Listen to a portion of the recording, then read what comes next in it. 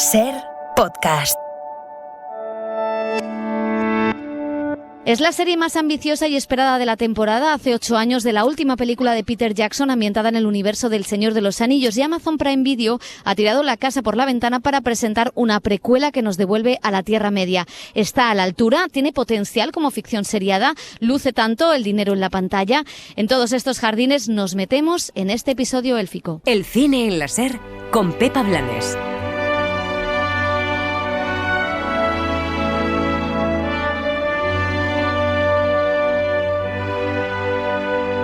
Las series. Con música épica, pero épica precisamente porque seguimos hablando del audiovisual español, y es que esta semana pues hemos vivido todo un acontecimiento, la vuelta del Señor de los Anillos, la adaptación televisiva de la novela de Tolkien, que fue un exitazo en su versión cinematográfica con Peter Jackson, y empezamos por aquí pues porque además los 2 primeros capítulos, que son los que hemos podido ver hasta ahora y los que van a poder ver ustedes esta semana, los dirige un director español, Juan Antonio Bayona. Es curioso, una cosa que había escuchado, no sé si era verdad, era que una de las cosas que más le costó a Peter Jackson cuando hizo las películas fue el prólogo del Señor de los Anillos. Y a nosotros también nos costó mucho, porque de alguna forma el prólogo es una pieza esencial para entender el momento en el que arrancamos la historia. Bueno, pues el director español se encuentra rodando su nueva película, no ha podido asistir a la gira europea, pero sí a la latinoamericana, donde ha hablado del reto que supone esta serie y también pues de ser el encargado de marcar el tono tras las películas, como decimos, de Peter Jackson. Nosotros nunca hemos hecho un esfuerzo ni por alejarnos ni por acercarnos al universo de Peter Jackson. De hecho, fuimos a rodar a Nueva Zelanda, trabajamos con mucha gente que había trabajado en las películas y incluso el tema principal está compuesto por Howard Shore. Nos encantan las películas de Peter Jackson, pero en el momento que nos centramos en personajes nuevos o personajes que hemos visto en un momento muy diferente y con tantas horas de metraje por delante, llega un momento que el propio show adquiere su propia personalidad. Entonces, ahí sin darte cuenta te vas distanciando y la serie se convertirá en algo que tendrá su propia personalidad, al margen incluso no ya de las películas de Peter Jackson, sino de los libros. Dani Garrán, ¿qué tal? ¿Cómo estás? Tú también empiezas la temporada por todo lo alto. Hola chicos, sí, y no sé si es un poco pretencioso empezar en septiembre diciendo que esta es una de las series del año. Es no, prontita la más esperada.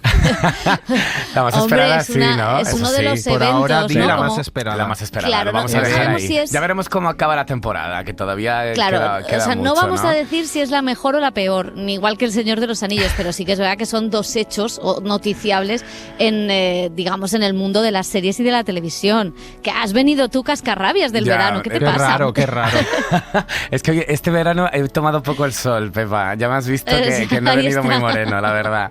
No, la verdad que no. Bueno, cuéntanos, ¿dónde vamos estamos? A ello. Pues hace 8 años ya que se estrenó la última parte del Hobbit, y 3 años después Amazon compró los derechos de las 2 grandes novelas de Tolkien por $250 millones, que es, para que os hagáis una idea, la misma cifra que desembolsó por hacerse con el Washington Post. Su intención era adaptar el universo creado por el escritor en forma de serie de televisión, y para ello la compañía de Jeff Bezos confió en el proyecto de J.D. Payne y Patrick McKay, 2 frikis de la saga de fantasía formados por la productora de J.J. Abrams. Los responsables de la serie desecharon todas las propuestas más obvias, que estaban centradas sobre todo en spin-offs de personajes clave, y se centraron en esta, basada en los apéndices del Retorno del Rey, donde se describe el ascenso del oscuro y poderoso Sauron y la creación de los anillos de poder que dan origen a la épica saga. Con el prólogo de la primera película de Peter Jackson como pauta, los showrunners esbozaron el esquema de las 5 temporadas que a priori tendrá la serie. Hay que tener paciencia porque esto va para 5 temporadas, sobre todo se lo decimos a los fans, que con estos 2 primeros... Me lo dices a mí, en realidad. Sí, te lo digo a ti, y que va a capítulo semanal, así que paciencia y que cada uno se organice como quiera o luego haga un maratón si no le tiene miedo a los spoilers. Pero vamos con las cifras, porque las cifras que envuelven a la producción de los Anillos del Poder son mareantes. Amazon Studios ha invertido $468 millones en el rodaje, y solo el estreno del tráiler en la Super Bowl costó a la compañía $13 millones. dólares. Se calcula que la segunda temporada, cuya producción comienza ya en octubre, elevará el coste de la serie hasta los 1.000 millones de dólares. El salto es cuantitativo y considerable si tenemos en cuenta que Netflix invirtió 270 millones en la última temporada de Stranger Things, 30 por capítulo, y que la última de Juego de Tronos costó 90 millones. O sea que estamos hablando de una dimensión muchísimo más grande. Calderilla, que diría Calderilla Bezos. para Bezos. Exactamente. Vamos a ver si la repercusión del estreno pues está a la altura también de todo lo invertido. Con Bayona no hemos podido hablar, como decimos, está rodando una película de Netflix, pero sí con los showrunners, con esos dos frikis que decía Dani, que se conocieron en el instituto. Sí, J.D. Payne y Patrick McKay son los que se llevaron el gato al agua con su guión para este proyecto. Tienen para rato, han pensado, como decíamos, 5 temporadas con esta historia, pero también contaban en la presentación de la serie que al ver cómo los personajes van cobrando vida, se les han ido ocurriendo más posibilidades que explorar. Well, quickly, JD and I have been working together for 25 years. JD y yo llevamos trabajando juntos 25 años. Crecimos juntos en Washington y los dos éramos muy fans del Señor de los Anillos. Leímos los libros, vimos las películas de Peter Jackson y cuando oímos que Amazon había comprado los derechos nos pusimos a ello, porque sabíamos cuál era la mejor historia que contar. Cuando piensas en el universo que creó Tolkien, te das cuenta de que es enorme. Es un océano de ideas, pero a nosotros nos surgió la adaptación de forma muy orgánica. Nos encantaba la historia anterior a El Señor de los Anillos y la vimos con muchísimo potencial para adaptarla porque son piezas que acaban encajando en la historia original y funciona tanto para los fans de siempre como para los nuevos. La ventaja y la oportunidad que teníamos aquí es poder sumergirnos en esta cultura y este mundo. La mitología es tan rica y tan compleja que necesitábamos un reparto muy amplio. A nivel meta nos sentimos muy parecidos a Frodo y Sam, y de alguna manera somos como esas dos criaturas pequeñas de la Tierra Media, a las que se les da el destino del mundo que conocen. Y entonces construimos una hermandad a nuestro alrededor que creíamos que podría ayudarnos a llegar hasta el final. Todo el mundo que busque en los libros y en la mitología que Tolkien ha creado verá que hay posibilidades increíbles para construir historias, personajes, dinámicas, relaciones. Es normal que al pensar en ello te acuerdes de los personajes originales, pero hemos incluido personajes nuevos muy atractivos. Los pelosos, por ejemplo, que son los predecesores de los hobbits. Creo que a la gente le va a encantar saber de dónde vienen y cuál es su historia. Bueno, pues pedazo de dos frikis tremendos. Total, que se creen salidos de la edad tenemos que decir que de la Tierra Media. el doblaje es de los compañeros de musicales de Sí. Dani Garrán, que parece que es Que siempre nos hacen esos favores. Claro, de documentales de Max o algo de estos de construir casas y cosas así. Es que tienen un vozarrón que así sí luce. Y no son los frikis son los que hablan en inglés. Bueno, vamos a seguir porque también has podido hablar con los actores. La verdad es que ninguno de ellos es conocido todavía porque todos han sido fichados a través de casting, audiciones, pero como decimos, pues seguro que es cuestión de tiempo que empiecen a sonarnos sus nombres. Sí, y el primero de ellos, el que más sonará, el personaje que más suena a todos los fans de la saga, es la gran protagonista que es Galadriel. A este personaje ya lo conocemos de las películas de Jackson, estaba interpretado por Cate Blanchett. Ahora es Morfydd Clark, la que se pone en la piel de esta elfa con sed de venganza que lleva el peso del inicio de la trama. I felt really lucky that I had kind of those films and He tenido mucha suerte de tener las películas y a Cate Blanchett interpretando este personaje, porque así he podido ver hacia dónde iba. Es una constante que he tenido siempre en mi cabeza. Pero también quise volver a los libros y leí El Silmarillion antes de empezar, y fue muy importante para mí, no solo para entender al personaje, sino para sumergirme en todo el mundo de la Tierra Media y toda la exploración que hace de la Segunda Edad. Bueno, aún es pronto para saber cuál es el destino de los personajes, pero ya empezamos a ver en los 2 primeros capítulos las intenciones de cada uno de ellos, el lugar que ocupan en la Tierra Media. Charles Edwards interpreta a Celebrimbor, un elfo clave en la historia de la Forja de los Anillos de Poder. El actor es fan de la historia original y considera que el fandom de siempre se va a unir a otro mucho mayor. Es un gran reto porque es un territorio nuevo en términos de que la gente no está familiarizada con la Segunda Edad. y es la base sobre la que se asienta todo lo que hemos conocido antes de llegar a esta serie. Son mundos muy diferentes a los que hemos visto en las películas. Muchos de estos territorios ya estaban destruidos. Estoy seguro de que todo el mundo va a ver los capítulos buscando detalles específicos, y están ahí. Es un mundo apasionante que va a sorprender y a acercar a los fans que ya existen como nosotros y a los nuevos fans. Y dentro de la mitología de la serie, que incluye a los que ya conocemos, a los elfos, los enanos, los hombres, encontramos una nueva categoría que a José le encanta. Me flipa. Que son los pelosos. Porque es la trama infantil de humor y indudablemente ahí me encuentro yo. Ellos son los antecesores de los hobbits, también habitan en los bosques, están muy conectados con la naturaleza y se dejan guiar por las estaciones. Megan Richards es una de ellos, es Poppy. Lo que más me gusta de los pelosos es que no ven la bondad como una debilidad.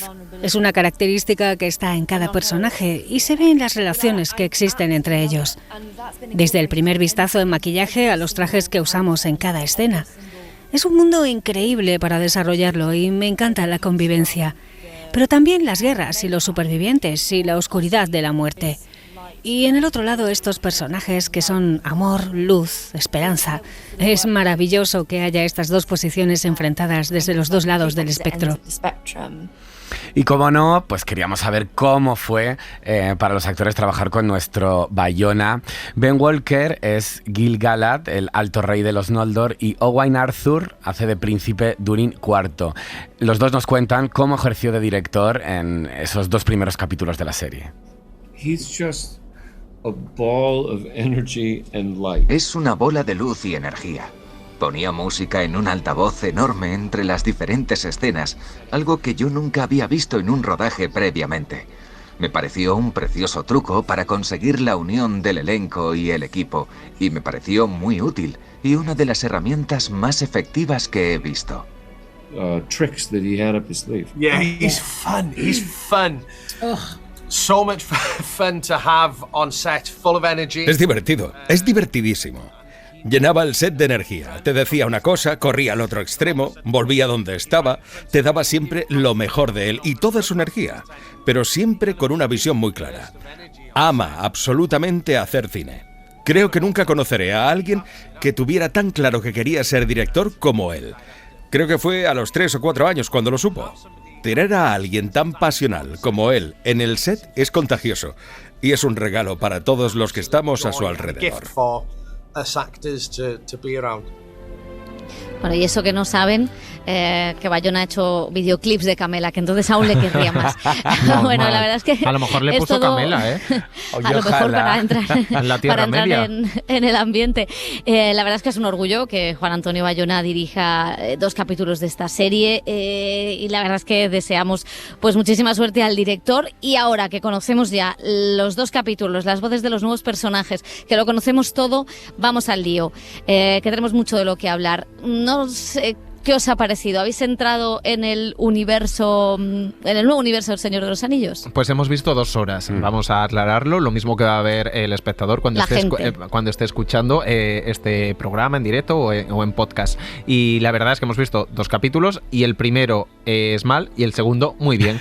Se lo explicamos. La entrada, el capítulo piloto, es la presentación de todos los personajes con ese prólogo narrado que comentaba Bayona y realmente pues es un fatigoso y farragoso porque es entrar en un nuevo universo que visualmente sí que tiene referencias y la manera, ¿no?, de presentar por todos los espacios te puede sonar de algo o te recuerda a todo el cine de Peter Jackson, pero no conoces a los personajes, entonces pues te cuesta ubicarte y de forma inconsciente, yo creo casi un poco en el segundo capítulo te das cuenta de que ya los has ubicado más o menos y que estás entrando en la historia y ahí despliegan el potencial que tiene la serie y a mí el segundo, por ejemplo, me gustó muchísimo, con lo cual creo que la dinámica es que te deja un poco picueto el primer capítulo, pero sin embargo el segundo... Esa es la palabra. Sí, picueto. Yo me siento más ubicado en este mundo que me resulta pues un poco inabarcable, ¿no?, de elfos, enanos, pelosos y todo. ¿Y cuál es el conflicto? Que el conflicto básicamente es una relativa paz y que se aguarda la llegada del mal, ¿no? Encarnado por Sauron. Entonces yo le veo muchísimo potencial al segundo capítulo y a lo que de ahí puede ir creciendo la serie. No podemos comentar más porque solo hemos visto los 2 primeros. Para mí es muy prometedora, quiero seguir viéndola, tengo muchísimas ganas y creo que va a ser una serie grande. Luego también me surgen dudas, que Bayona, como hemos comentado, solo dirige los 2 primeros episodios, que ha sido el encargado de marcar el tono de esta serie, y que veremos a ver el resto de directores cómo guardan ese estilo o cómo se nota el dinero invertido capítulo por capítulo. Si algún capítulo baja un poco de presupuesto y se nota o no. Creo que no, porque lo están dando todo con la serie y no han escatimado en nada. Y visualmente es imponente y es apabullante. El envoltorio que siempre decimos, el caramelo, está rico y es bastante bonito. Y luego lo que tenemos que ver también, la otra duda, es la extensión narrativa de las tramas. Estamos acostumbrados a películas que han sido las 3 de 3 horas, las 2 trilogías más o menos, y aquí nos enfrentamos a temporadas de 8 o 10 capítulos durante 5 temporadas, con lo cual paciencia, porque el desarrollo narrativo y la cantidad de personajes, hay más de 20 intérpretes, es larga, es paciente y cada uno va a tener su momento. Lo único, si todos van a desarrollar cierta empatía con el espectador, porque de carisma en los 2 primeros hay alguno que a mí sí me convence, pero otros los veo cojos. Eso es lo que opino por ahora, siendo muy prudente, ¿eh? Y eres del team pelosos, ¿no? Team Absolutamente. Pelosos. Madre mía, qué majas son las pelosas. Son como los son descendientes de los Hobbit y son como Sam y no me acuerdo el otro, el nombre que era en la original, que me encantaban. Los mejores, sí, claro. Y el humor. Los más divertidos son los que ponen humor. Sí. A mí también me ha gustado. Yo también quiero ser un poco cauto con la opinión, porque, bueno, evidentemente es una serie apabullante, es una serie en la que se ha metido muchísimo dinero y se nota. Y yo estoy muy contento de que ese dinero se haya invertido en buscar localizaciones reales en Nueva Zelanda y no hayan puesto un croma por detrás que quedaría horrible. Y me parece que todo eso está cuidadísimo, todos los detalles, todas las referencias al Señor de los Anillos y al mundo Tolkien también está. Creo que sí que va a funcionar para los fans de siempre, para esos frikis como los showrunners, pero también va a funcionar para un público nuevo. Pues no nos olvidemos que han pasado 8 años desde el Hobbit, el audiovisual se ha renovado y también la gente que consume películas y series de televisión, entonces se puede acercar un público nuevo. Los actores, yo creo que es verdad que hay diferentes tramas. En el segundo capítulo ya se ve perfectamente cómo se van desviando las tramas, desde los pelosos hasta la situación de Galadriel o los elfos y sus conflictos con los enanos. Todo eso se va definiendo bastante y hay algunas tramas más interesantes que otras, o con las que yo personalmente he conectado más que otras. Entonces es ir viendo un poco cómo van por los diferentes caminos, ¿no? Pero bueno, es una serie con muchísimo potencial, es una serie que veremos cómo se va narrando y cómo se va extendiendo, pero bueno, yo creo que esta vuelta a la Tierra Media es tan impresionante como nos habían prometido. Yo la compro absolutamente. Pues yo soy más escéptica, la verdad es que sí, pero porque creo que al final no puede, compite con algo muy complicado, que es con un director que es un genio, que es Peter Jackson, que crea un universo propio de unos libros perdón, es que hay un perro en Venecia, no pasa pero bueno, nada, no pasa nada. Al perro le gusta El Señor de los Anillos. Es élfico, seguro. Entonces, claro que al final todo es continuar un imaginario colectivo que ya está creado. Y son personajes que son previos a los que ya conocemos, y entonces hay que darle carisma, y como decía José, pues cuesta que todos los personajes tengan un carisma. Por compararla con Juego de Tronos, que son series que no tienen nada que ver, pero sí que es cierto que tenían un reto similar, en que era presentar a unos nuevos personajes que engancharan con el espectador acostumbrado a los anteriores. Creo que en el primer capítulo de La Casa del Dragón sí hay carisma, y aquí me cuesta mucho encontrar el carisma. En el segundo empieza la cosa a remontar. Habrá que ver el tercero y habrá que ver cómo evoluciona. Y luego hay otra cosa que me pasa, que está muy bien dirigida. Bayona ha hecho un trabajo estupendo, veremos los sucesores de Bayona. Pero cuando hay tanto dinero, me da la sensación de que el dinero no se tiene que ver. O sea, quiero decir, me parece que es una serie muy valenciana en esto, yo que soy valenciana lo puedo decir, que es que el dinero se nota. Y a mí me parece que cuando hay dinero, de lo que se trata es de que no se note que hay dinero y que el dinero esté bien utilizado. Y aquí me parece que es todo el rato sacándose la chorra, con perdón de la expresión, para decir, mira el dinero que tengo para esto. Entonces, bueno, tiene que ser pomposa, sí, es un poco pomposa. Pero claro, bueno, es que toda la iconografía de Peter Jackson y todo lo que creó el imaginario también era un pomposo, en muchos sentidos. No, era crear, aquí la cosa es y mira más, y me parece bien, tienen el dinero y lo quieren lucir, pero a mí como espectadora no sé si tiene un sentido, o sea, no sé si tanta sacada de chorra tiene un sentido narrativo. Eso es, para mí como espectadora me hace pensar de si, más allá de decirme que es la serie más cara de la historia, me está diciendo algo, y eso es lo que habrá que ver. O sea, que yo en eso sí que soy un poquito más escéptica. Yo tengo también bastante curiosidad por cómo reaccionan muchas partes de los fans. Las comparaciones con tanto las trilogías de Peter Jackson va a ser inevitable porque es la referencia que hay, y como decía Bayona, la serie va a ir tomando poco a poco su personalidad. Eso es lo que nos queda por ver, entonces no vamos a comentarlo aún. Tú decías, las comparaciones con La Casa del Dragón van a coincidir en emisión en el tiempo, también van a ser inevitables. Creo que se pueden comparar hasta cierto punto porque La Casa del Dragón es un producto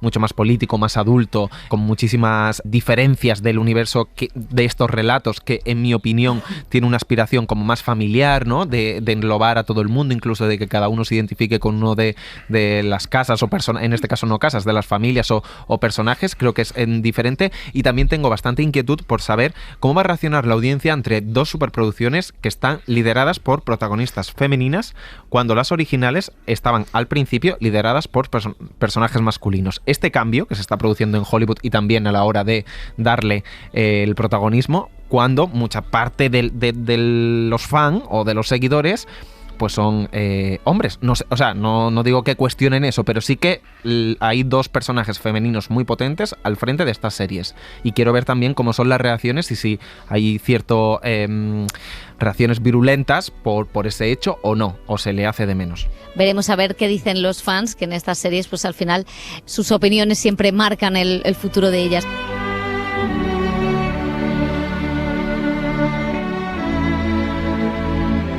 Suscríbete al Cine en la SER. Escúchanos en directo en la SER los sábados a las 7:30 de la mañana y los domingos a las 3 de la madrugada. Cadena SER.